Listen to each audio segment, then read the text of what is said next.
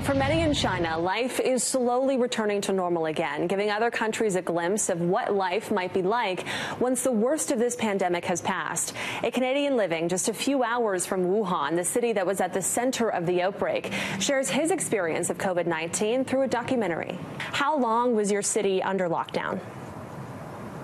About a month. Okay, so just 4 weeks. We're kind of into the 3 weeks here in Vancouver, and things are slowly getting back to normal there?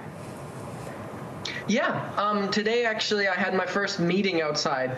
Went and visited one of our partners, and I got stuck in traffic on the way back, which Wow. I haven't been in traffic in a long time. So you were saying on the phone yesterday rules weren't as strict in Hangzhou as they were in Wuhan, but one of your friends who tested positive for coronavirus, she had a police camera planted out front of her house, making sure she didn't leave. Can you tell us more about that? Yeah, so she actually is from Wuhan, and she was there for the holiday. And then she came back before the entire place was quarantined, and they still wanted to let her kind of stay home and be able to have her home quarantine. But because she was a definite threat, it was really important that she followed her quarantine. And so, yeah, they set that up to make sure that she was staying on it. And they worked with people in the area to make sure that she had food delivered and that everything was taken care of, that she was kind of fed and healthy, but that she wasn't at a risk to anybody else. And you mentioned yesterday, too, when you wanted to go into a public place, there were machines out front that took your temperature and could track where you had been. Can you tell us more about that? Yeah. Okay, so that's actually still going on, which even though things are going back to normal, they're still being really, really clear on kind of all the safety stuff. Yeah, here you can see at the entrance to my community, they check my temperature, and something else that I think is really interesting is this. It's called your health and safety code.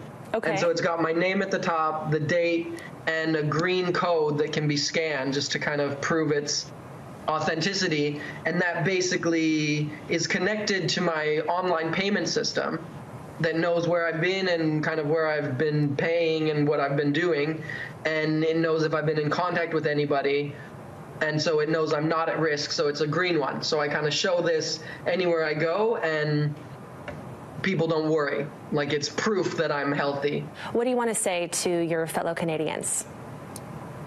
I guess two things. One, take it seriously. Horrible things have happened when people didn't. It's scary what happened in Italy, and it's scary to think that back in my home in Canada that could happen.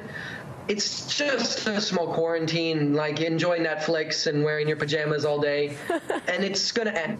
So you want to take it seriously, but you don't want to be discouraged. You don't want to be depressed. If you want to check out Nick's documentary, search Coronavirus 360 VR on YouTube.